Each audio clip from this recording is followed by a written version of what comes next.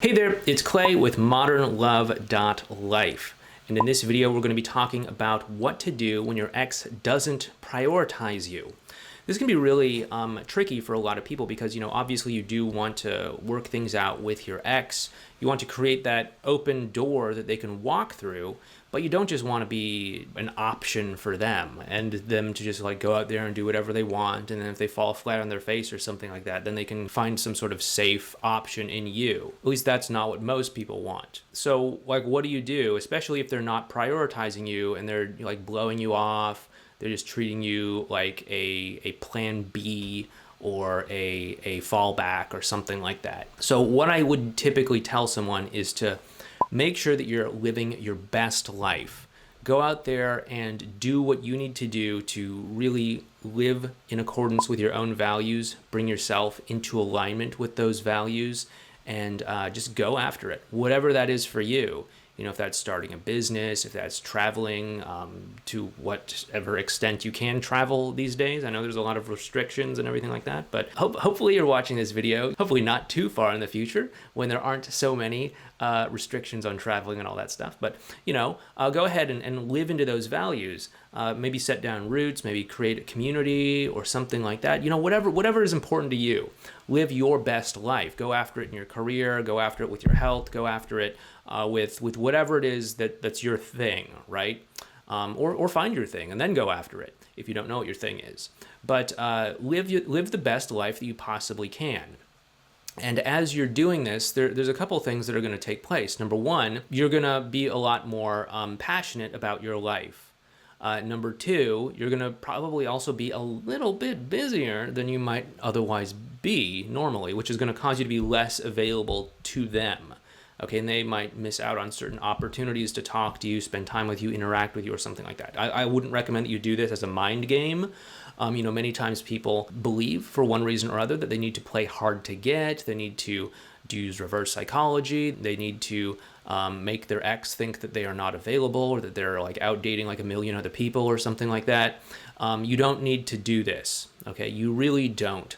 If you just live your best life, you will automatically be less available. I would recommend that you do it this way, in a genuine sort of way, because you're going to bring more passion to your life that's going to come across to them, that's going to send a strong message to them that, hey, you're going somewhere in life, you're doing something amazing in life, and they should, get on the train before it leaves the station, rather than you just, sitting at home scrolling on Facebook or Instagram or something like that, and pretending that you're not available because you're out doing these amazing things that are probably more exciting, hypothetically, than scrolling on Facebook, right? We don't just want to fake this because you're not going to bring that same degree of passion and excitement to your interactions and your life and all that sort of stuff. Also, it's disingenuous. Also, they're going to be able to see through it sooner or later anyway. Also, it's a lot of work to maintain the illusion of being hard to get, and all of these other sorts of things. You don't have to fake this. You can just do it. Okay, I don't understand why someone wouldn't want to just live their best life anyway.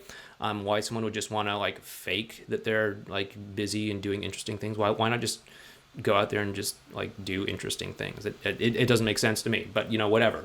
Just go ahead and do this, and you will naturally be less available to them. Plus, additionally, they'll also see you making strides in your life and in living out whatever your values are, and they're going to see progress, and that's going to make them think fundamentally that okay, you're not just someone who's always going to be there. You're going somewhere. You're doing things. And if I don't get up and make a decision one way or another, then I potentially could miss out on this as the train is leaving the station, so to speak. Additionally, you may also want to put a little bit of pressure on them to make a decision if they seem indecisive about certain things. We have various techniques and strategies to help you put certain degrees of pressure on them in certain different types of situations and circumstances. We have the one-way spike strategy, we have the clear request technique, we have the fork in the road technique, and all this sort of stuff in our courses and in our newsletter. What I would really encourage you to do is to use those whenever your ex seems indecisive or whenever they seem unable or unwilling to make a clear call one way or the other. Obviously, we do want to not be like a jerk about this, but we do want to let them know that there are consequences to not making a decision. There are consequences to sitting on that fence and not choosing one side or the other. So, but we want to do that in a loving sort of way, not in some sort of like, puffing yourself up, posturing sort of way where it's like, hey, you're a jerk. You need to decide now. Otherwise, I'm going to turn away from you and date like a million other people or something like that. I mean, like, that's fine if that's really what you genuinely want to do, but there's no reason in like being aggressive about it or anything like that. But rather, if you're just calmly kind of saying like, okay, like, hey, I get it.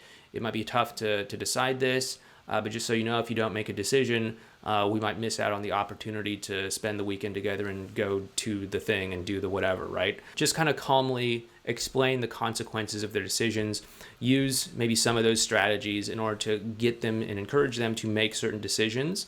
And if they're unable or unwilling to do that, then obviously enforce the consequences of those decisions, and soon they'll realize that, like, okay, they need to actually prioritize you a little bit more. They need to actually make a decision one way or the other rather than keep you as a backup call option or something like that. And of course, always live your best life moving forward. Hopefully that's something that you're already doing. Hopefully that's something that you would want to do anyway. You don't need to fake this. You don't need to use reverse psychology, mind games, or anything like that. If you do like these videos that I do, please help me out for the YouTube algorithm by hitting that thumbs up button so that we can send a message to YouTube that Clay's not so bad and they might want to show my videos to some more people out there. So hit the thumbs up button. It's a totally free way to support the channel. Additionally, subscribe, hit that bell icon, all the stuff that you got to hit down there these days. And if you do want some free help with your relationship, please sign up for our email newsletter. Many times we have people reaching out to us. They say they can't afford this or that or whatever. But, it's totally free to get on our email newsletter. We send you a nice report when you sign up on some common misconceptions that people have about getting back together with your ex, like the fact that you always need to do no contact, or many other misconceptions. And we kind of pull those apart and tell you what actually has worked for our clients. And additionally, once you're actually on the newsletter, we'll send you some tips, advice, and strategies based off of, whatever's coming up to help you really make that connection and to get back together with your ex or have a great relationship. Anyway, that is over at modernlove.life/newsletter. There's also a link to it down in the description box below. But anyway, once again, thank you so much for watching this video. Please hit that thumbs up button and I'll talk to you next time.